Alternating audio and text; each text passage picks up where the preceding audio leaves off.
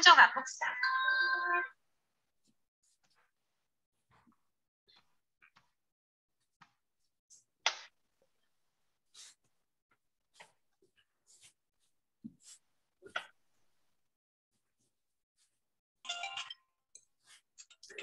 네. 함증소리 의원 여러분 반갑습니다. 반갑습니다. 화면이 너무 멋있게 나와서 전화해 봤어. 성도들을 위한 새로운 요한계시록 강의 어떻게 하는 거가 첫 번째 알려주시오. 시간입니다. 오늘 강의 말씀은 이따가 하게요. 네. 사제교회입니다. 본문 요한계시록 3장 1절로 6절 말씀을 보시겠습니다. 사대교회 사도에게 편지하라. 하나님이 일곱 영과 일곱 표를 가지신 이가 이르시되 네가 내 행위를 아노니 내가 살았다 하는 이름을 가졌으나 죽은 자로다. 너는 일깨워 깨어 그 남은 바 죽게 된 것을 모든 것을 말하게 하라. 내 하나님 앞에 그런 것을 찾지 못하였노니 어떻게 되는지 생각하고 익히어 회개하라. 만일 익히지 아니하면 내가 도적같이 어느 때에 내게 이르는지 내가 알지 못하리라. 그러나 사대 그것을 더럽히지 아니한 자 몇 명이 내게 흰옷을 입고 나와 함께 그들은 합당한 자이는 거라. 이와 같이 흰옷을 입고 내가 그 이름을 생명책에 쓸고 지우지 아니하고 그 이름을 내 아버지 앞과 그의 천사들 앞에서 시인하리라. 성령이 그에게 교회들이 하는 말씀을 들을지어다. 잠깐만요. 제가 두명 들어와서 지금 요것만 수락하고요. 음소거. 예, 음소거 해드릴게요. 잠깐만요. 됐어.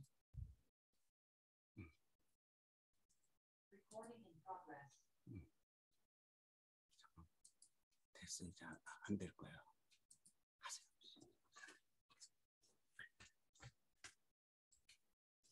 지난 시간 우리는 이세벨의 교훈을 용납한 도아데라 교회를 공부했습니다.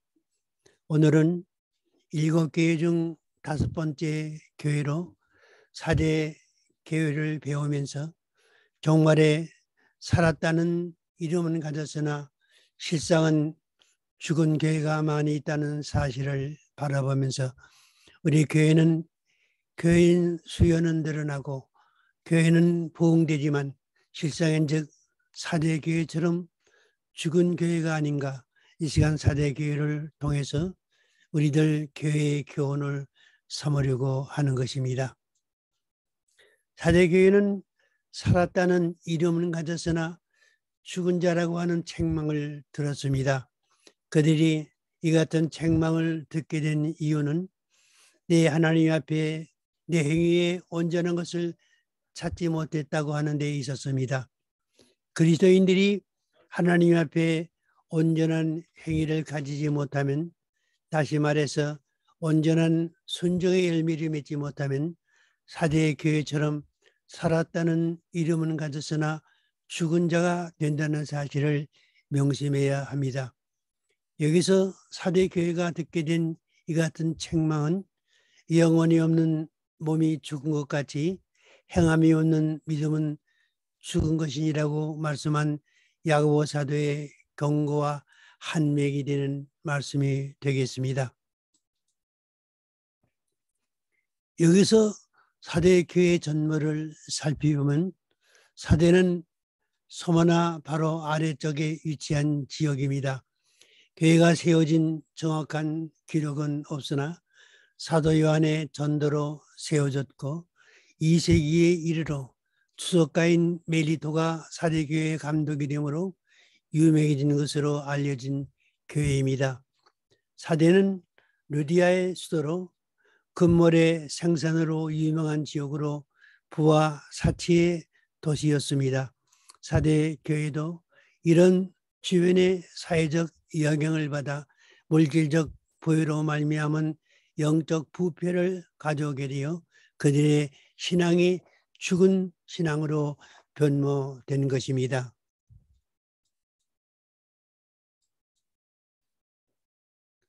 사대교회는 실상은 죽은 교회라고 하는 책망을 들었습니다.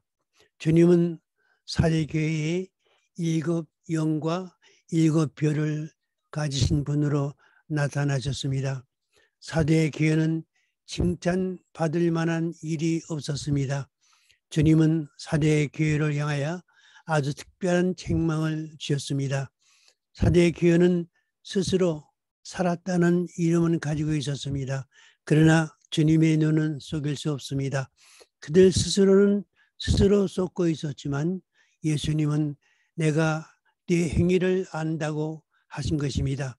그리고 내가 살았다 하는 이름은 가졌으나 죽은 자라고 선언하셨습니다. 사대교회는 주님으로부터 어떻게 받았으며 어떻게 들었는지 생각하고 회개하라는 권면을 들었습니다. 사대교회는 회개치 아니하면 내가 도적같이 이르리라고 하는 엄한 경정을 들었습니다. 그러나 이기는 자의 축복에 대해서 흰옷을 입고 나와 함께 다니리라고 하는 격려의 말씀도 들었습니다.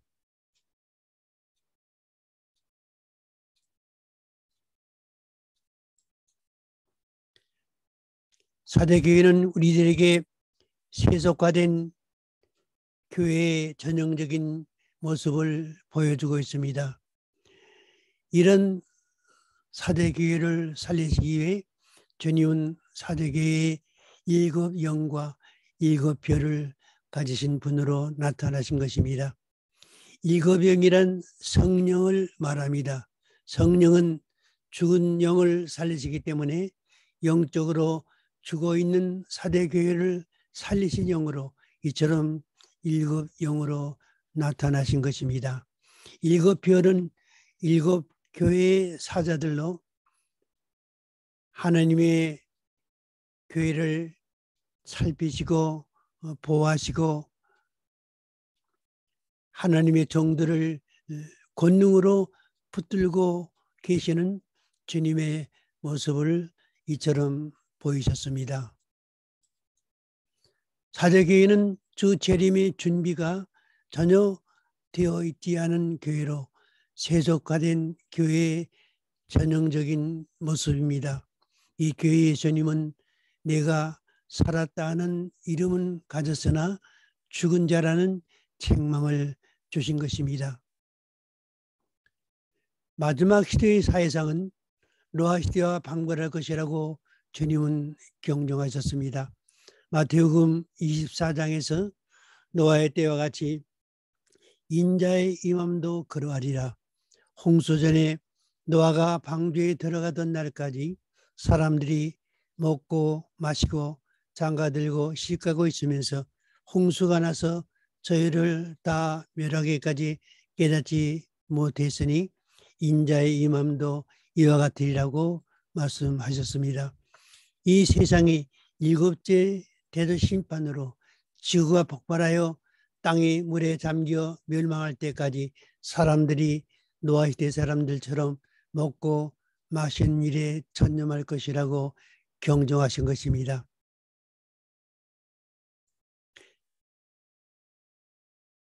정말 교회도 이런 사회상에 물들어 깊은 영적 흑암에 잠겼을 때에 주님은 이 같은 교회에 도적같이 임하시는 것입니다.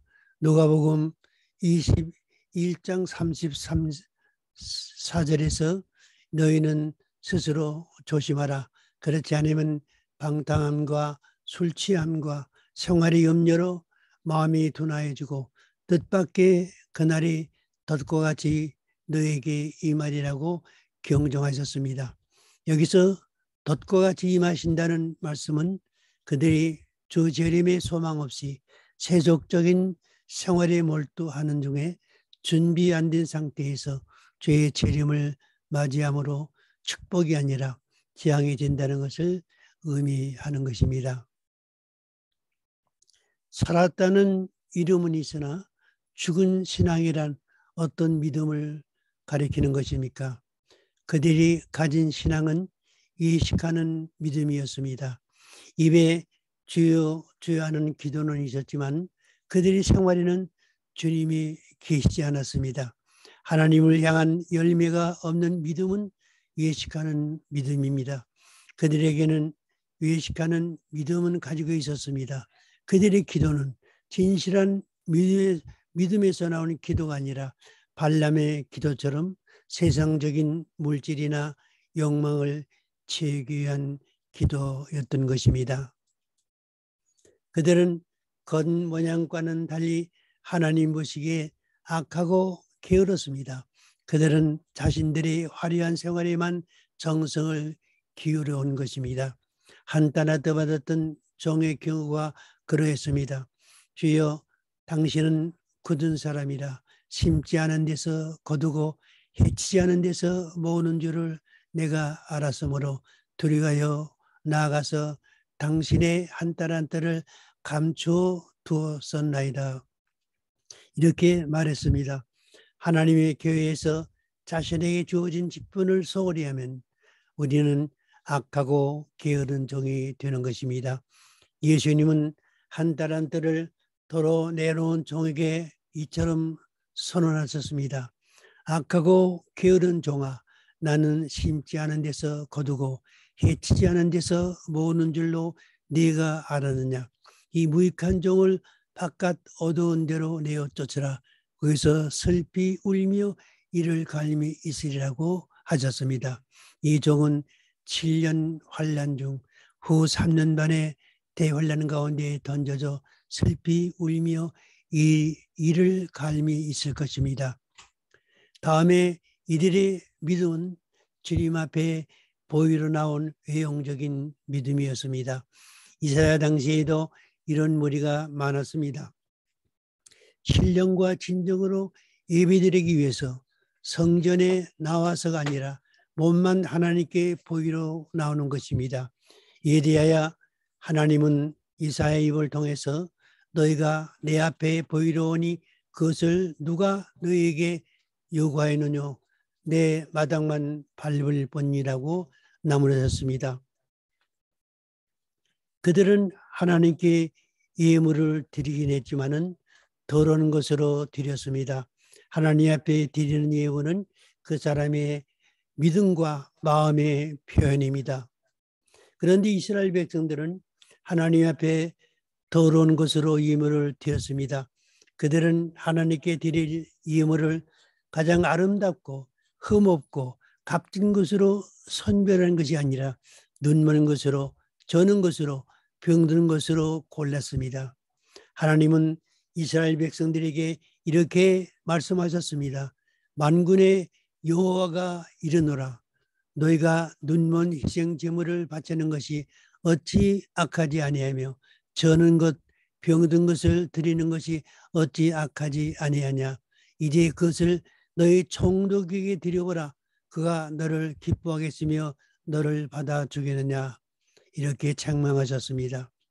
우리가 하나님 앞에 예물을 드릴 때에는 온전한 것으로 드려야 합니다.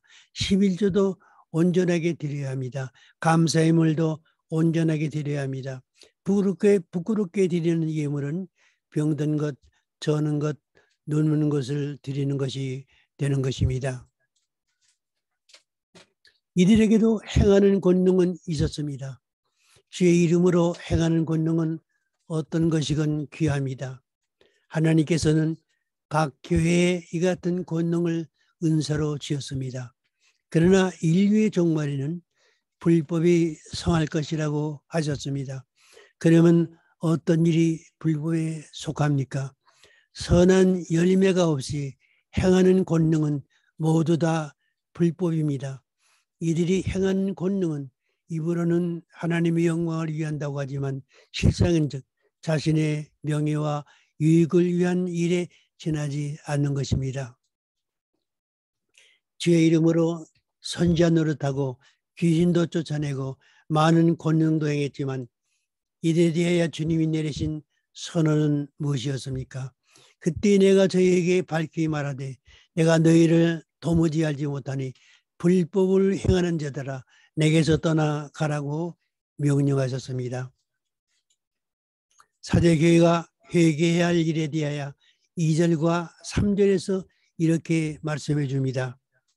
너는 일깨워 그 남은 바 죽게 된 것을 굳게 하라. 내 하나님 앞에 내 행위에 온전한 것을 찾지 못하였느니 그러므로 내가 어떻게 받았으며 어떻게 들었는지 생각하고 지키어 회개하라. 만일 일깨지 아니하면 내가 도적같이 이르니 어느 시에 네게 임할는지 알지 못하리라. 주님께서 사대교회에게 만일 그들이 일깨어 그 남은 바 죽게 된 것을 굳게 하지 아니하면 내가 도적같이 일이라고 말씀하셨기 때문에 그들은 반드시 회개해야 했습니다. 그들은 그 남은 바 죽게 된 것을 굳게 해야 했습니다. 사대교회는 라오디게아 교회와 함께 정말 교회의 모형으로 보이신 교회입니다. 교회는 많지만은 그리고 교인들의 수요도 기하급수적으로 늘어났지만은 그리고 그들이 하는 교회 사업도 많았지만 영적으로는 죽은 자리에 있는 것이 정말 교회의 모습인 것입니다. 그들에게는 하나님 앞에 온전한 행위의 열매가 없습니다. 노아 시대나 롯 시대의 사람들처럼 세상을 따르며 기복을 따라 살아가는 것입니다. 그들은 반드시 회개해야 합니다. 그래야 다시 오시는 주님을 도적같이 맞이하지 아니하고 신랑으로 영접할 수 있는 것입니다. 사대교회는 아직 새 생명의 열매를 맺을 수 있는 그루터기가 남아 있었습니다. 사대교회가 비록 죽은 자와 같은 자리에서 주님의 심한 견책을 받았지만 아직 절망적이 아닌 것처럼 우리 그리스도인들은 어떤 경우에도 그에게는 새 생명으로 소생할 수 있는 그루터기가 아직 남아있다는 사실을 알고 절망에 빠져서는 안 되는 것입니다. 우리는 그것을 발판으로 다시 일어날 수 있어야 합니다. 이래 일깨운 바 되었으면 그 남은 그루터기를 딛고 다시 세워 나가야 하는 것입니다. 사대교회는 속히 회개해야 합니다. 회개해야 할 몇 가지 방법이 나와 있습니다.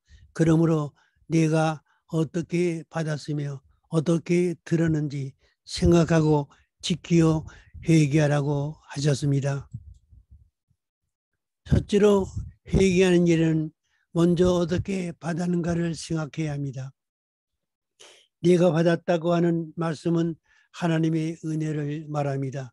그리스도인의 믿음은 베드로후서 3장 18절에서 이르시기를 예수 그리스도의 은혜와 저를 아는 지식에서 자라가라고 했습니다. 하나님의 은혜를 헛되이 받으면 안 된다고 하셨습니다. 은혜에서 떨어진 사람은 믿음에서 떨어집니다. 히브리서 12장 15절에서 너희는 돌아보아 하나님 은혜에 이르지 못하는 자가 있는가 두려워하라고 했습니다. 회개하려면 이처럼 잃어버린 은혜를 찾아야 하는 것입니다. 다음에 회개하려면 어떻게 들었는지 생각해야 합니다. 여기서 들었다고 하신 것은 하나님의 말씀을 가리킵니다. 하나님의 말씀은 그리스도인의 참된 영적 양식입니다. 사대교회가 실상은 죽은 자가 된 원인은 그들이 영적 생명의 양식인 하나님의 말씀을 듣고 간직하고 지키는 일을 소홀히 했기 때문입니다. 그들이 처음에 은혜 생활을 했을 당시 하나님의 말씀을 어떻게 들었었는지 생각하고 그때의 신앙을 회복해야 하는 것입니다. 그러면 사대교회가 말씀을 들었다는 말은 무엇을 의미하는 것입니까? 그들은 간절한 마음으로 말씀을 받아들였습니다.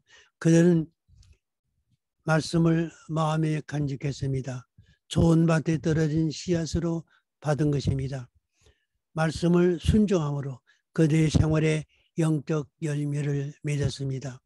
좋은 밭에 떨어진 씨앗만이 결실하는데 그 같은 말씀의 결실은 오직 순종에서만이 가능하기 때문입니다.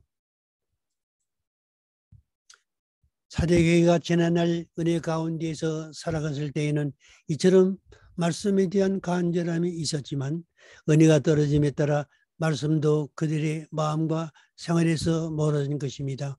그리하여 살았다는 이름을 가졌으나 죽은 자가 되었습니다. 이들은 이제 어떻게 들었는지 생각하고 지난날에 살아있는 믿음의 생활로 돌이켜야 하는 것입니다. 다음에 지키어 회개하라고 하셨습니다. 여기서 지킨다는 말과 회개한다는 말은 같은 뜻을 나타내는 표현입니다. 지키는 일은 회개의 결과이기 때문에 결과가 지키는 일로 나타나지 않는 회개는 실제적 회개가 아닌 것입니다. 사대교회는 받은 은혜도 지키고 들은 말씀도 지키면서 회개의 열매를 맺어야 하는 것입니다. 3절에서 사대교회 주님의 경정이 나옵니다. 만일 일깨지 아니하면 내가 도적같이 이르리니 어느 시에 네게 임하는지 내가 알지 못하리라고 하셨습니다.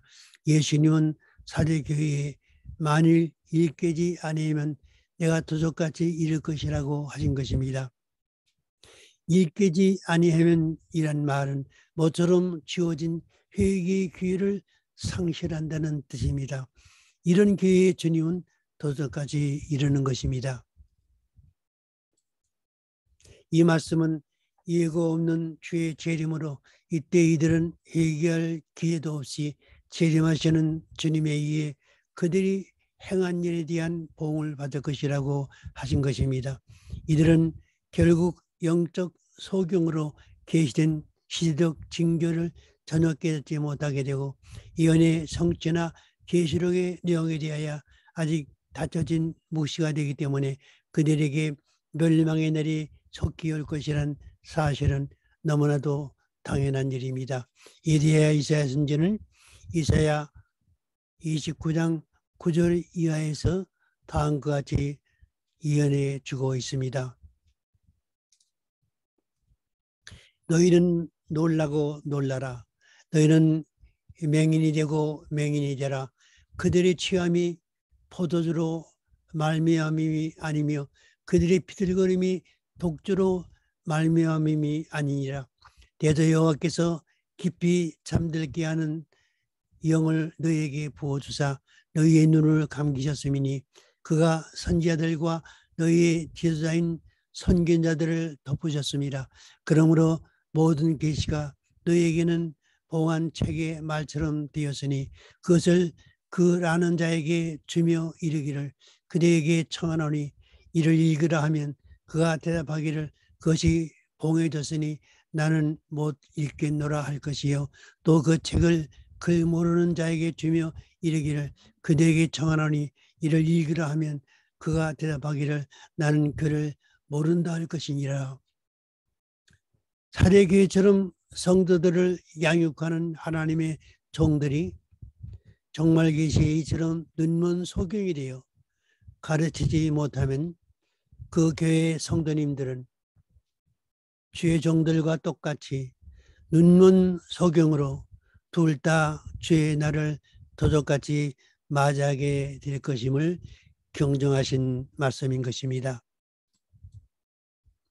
일깨지 아니하면 이란 말은 모처럼 주어진 회개의 기회를 상실한다는 뜻입니다. 동생에게 팥죽 한 그릇에 장자의 명분을 판 에서가 나중에 눈물 흘리며 후회했지만 회개할 기회를 얻지 못했다고 했습니다. 제때에 회개하지 못하면 회개할 기회를 영영히 상실해버리고 말 것입니다. 이런 교회의 주님은 도적같이 이른다고 하셨습니다. 도적같이 오신다는 말씀은 양면성이 있습니다. 하나는 사대 교회가 회개하지 않으실 때에는 도적같이 오신다는 뜻이고 다른 또 하나는 그러나 사대 교회가 회개하실 때에는 그렇지 않을 것이라고 하시는 의미가 포함되어 있는 것입니다. 성경에는 예수님의 재림의 시기에 대하여 두 가지 면으로 경정해 주고 있습니다. 교회에는 언제나 빛의 아들들이 있고 어둠에 속한 성도들이 있습니다. 디모데전서 5장에서 형제들아 너희는 어두움에 있지 아니하며 그들이 도적같이 너희에게 임하지 못하리니 너희는 다 빛의 아들이요 낮의 아들이라고 말씀해 주고 있습니다. 여기서 빛의 아들, 낮의 아들이라고 나오는 성도들은 요한계시록 1장에서 예언의 말씀을 읽는 자와 듣는 자와 지키는 자에게 복이 있다는 말씀처럼 예언의 말씀을 가까이 하는 생활을 통하여 등과 기름을 준비함으로 주의 재림을 소망하는 성도들을 가리키는 것입니다. 그러나 세속에 속한 성도들에게는 만일 일깨지 아니면 내가 도적같이 이른다고 하셨습니다. 예수님은 그의 재림에 대하여 마태복음 25장에서 그런즉 깨어있으라 너희는 그날과 그 시를 알지 못하니라고 말씀하시면서 이러므로 너희도 예비하고 있으라 생각지 않은 때에 인자가 오리라고 경종하신 것입니다. 사대 교회도 이기는 자가 있습니다. 3장 4절 이하의 말씀에서 그러나 사대의 그것을 더럽히지 아니한 자 몇 명이 네게 있어 흰옷을 입고 나와 함께 다니리니 그들은 합당한 자의 연고라. 이기는 자는 이와 같이 흰옷을 입을 것이요 내가 그 이름을 생명책에서 반드시 흐리지 아니하고 그 이름을 내 아버지 앞과 그 천사들 앞에서 시인하리라. 기는 자는 성령이 교회들에게 하신 말씀을 들을지어다. 사대교회의 그 옷을 더럽히지 아니한 자 몇 명이 있었다고 했습니다. 이들에게 흰옷을 입혀주신다고 하신 것입니다. 이들이 입을 흰옷은 흰 세마포를 말합니다. 성경에서 흰옷은 두 가지로 구분됩니다. 하나는 하나님의 택자가 입을 예복입니다. 마태복음 22장 12절 이하에서 임금이 손님을 보러 들어올 새 거기서 예복을 입지 않은 한 사람을 보고 이르되 친구였지하여 예복을 입지 않고 여기 들어왔느냐 하니 그가 아무 말도 못하거늘 임금이 사람들에게 말하되 그 손발을 묶고 바깥 어두운 데에 내어 던지라. 거기서 슬피 울며 이를 갈게 되리라 하니라. 청함을 받은 자는 많되 택함을 입은 자는 적으니라. 구원받은 성도들은 하나님 택한 백성이기 때문에 예복을 입고 천국 혼인잔치에 참여하게 되는 것입니다. 다른 하나의 흰옷은 재림하시는 신랑을 맞이할 신부가 입을 옷입니다. 이 옷에 대해서 요한계시록 19장 7절에서 우리가 즐거워하고 크게 기뻐하며 그에게 영광을 돌리세 어린 양의 혼인 기약이 이르렀고 그에게 빛나고 깨끗한 세마포옷을 입도록 허락하셨으니 이 세마포옷은 성도들이 옳은 행실로다 하더라. 재림하시는 주님을 맞이할 신부는 옳은 행실로 즉 등과 기름으로 단장한 성도들이라고 했습니다. 사대 교회에는 믿음을 지키며 주 재림의 소망 중에 살아가는 성도들이 있었습니다. 더럽히지 아니한 자란 그 옷을 그의 생활 중에서 계속 깨끗하게 빠는 자들로 회개하는 자들을 의미하는 것입니다. 몇 명이 내게 있다는 말씀은 사대교회처럼 절망적인 교회에도 아름다운 믿음의 성도들이 얼마가 남아있다는 뜻입니다. 이들은 두 증인의 예언의 사역 시 그들 무리 중에서 빠져나와 촛대교회에 합류하게 될 것입니다. 두 증인의 예언은 7년 환란 중 전 3년 반 기간인 1260일 동안 있게 됩니다. 이들은 하나님의 종들 중 그 이마에 하나님이 인침받은 14만 4천 명으로 하나님의 교회로 그 3년 반의 대환란에서 건져내기 위해 순교로서 정말 예언의 사역을 이룰 하나님의 종들입니다. 이들은 이 기간 동안 예언의 사역을 통해 주 재림에 준비를 하지 못한 성도들이 잠을 깨워 흰옷을 입게 하여 신부의 단장을 시키는 사명을 받은 것입니다. 이들은 흰옷을 입고 주님과 함께 다닐 것입니다. 이들은 주의 재림의 날에 흰옷을 입은 무리 중에 들어갈 것입니다. 그리고 이들이 흰옷을 입고 나와 함께 다닌다고 하신 말씀은 후 3년 반 대환란에서의 보호와 천년왕국과 새 예루살렘에서 누릴 영원한 축복을 의미합니다. 흰옷은 어린 양의 신부된 자격을 말합니다. 요한계시록은 성도들에게 바로 이 흰옷을 입혀 주시기 위해 계시해 주신 하나님의 말씀이기 때문에 읽고 듣고 지키는 자가 복이 있다고 하신 것입니다. 이 흰옷을 입은 성도들에 대한 보호에 대해서 요한계시록 7장 9절에서 인류에 내가 보니 각 나라와 족속과 백성과 방언에서 아무도 능히 셀 수 없는 큰 무리가 나와 흰옷을 입고 손에 정류가지를 들고 보좌 앞과 어린 양 앞에 서서 큰 소리로 외쳐 이르되 구원하심이 보좌 앉으시니 우리 하나님과 어린 양에게 있도다 하고 말씀해 주고 있습니다. 이기는 자는 생명체에서 반드시 흐리지 아니한다고 말씀하셨습니다. 이 말씀은 마지막 부활 때까지의 확실한 구원의 보증을 말합니다. 많은 목회자들은 이 말씀을 근거로 구원하던 바의 이름이 생명체에서 지어질 수도 있다고 주장합니다. 그러나 이 말씀은 그런 뜻으로 해석하면 안 됩니다. 우리 이름이 생명체에 기록된 시기는 에베소 1장 4절에서 말씀하시기를 창세전에 그리스도 안에서 우리를 예정하사 택정하셨다고 말씀해 주고 있습니다. 우리가 예수를 믿고 구원이 확정되었을 때가 아닙니다. 우리가 이 세상에 태어나기 이전에 우리는 이미 하나님 앞에 택정받은 것입니다.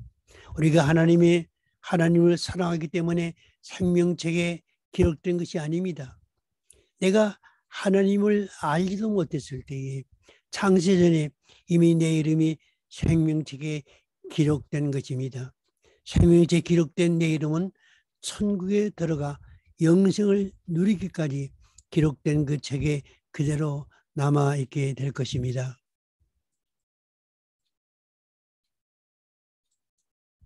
우리의 구원의 과정을 본다면 우리의 구원은 창세전에 그리스도 안에서 이미 예정되고 확정되었습니다. 그 예정 가운데서 우리가 세상에 태어났습니다. 복음을 듣고 예수를 영접함으로 우리의 구원이 이루어졌으며 오늘 우리가 이 자리에 앉아 있을 수 있는 것입니다. 그리고 백보다 심판에서의 생명의 부활로 하나님께서 예정하신 우리 구원이 완성되며 우리의 영원한 본향인 새 예루살렘인 저 천국에 들어가는 것입니다. 우리는 그곳에서 하나님의 사랑을 영원토록 찬양하는 영생의 생애를 살아가게 되는 것입니다. 우리가 속해 있는 정말 교회는 지금 사대계화되어 가고 있습니다. 노아 시대의 하나님 백성들처럼 세속화되어 가고 있습니다. 옷을 더럽히는 자가 되어서는 안 됩니다. 주 재림의 소망 중에 신앙의 정절을 지키며 이기는 성도가 되시기를 주님의 이름으로 축원합니다.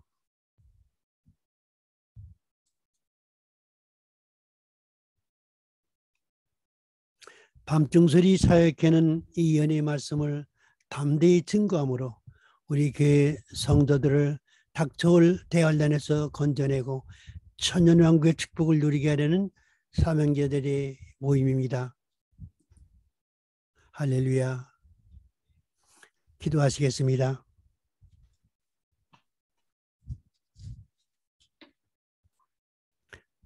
거룩하신 우리 아버지 하나님, 오늘 순강회를 은혜 가운데 마치게 하심을 감사드립니다.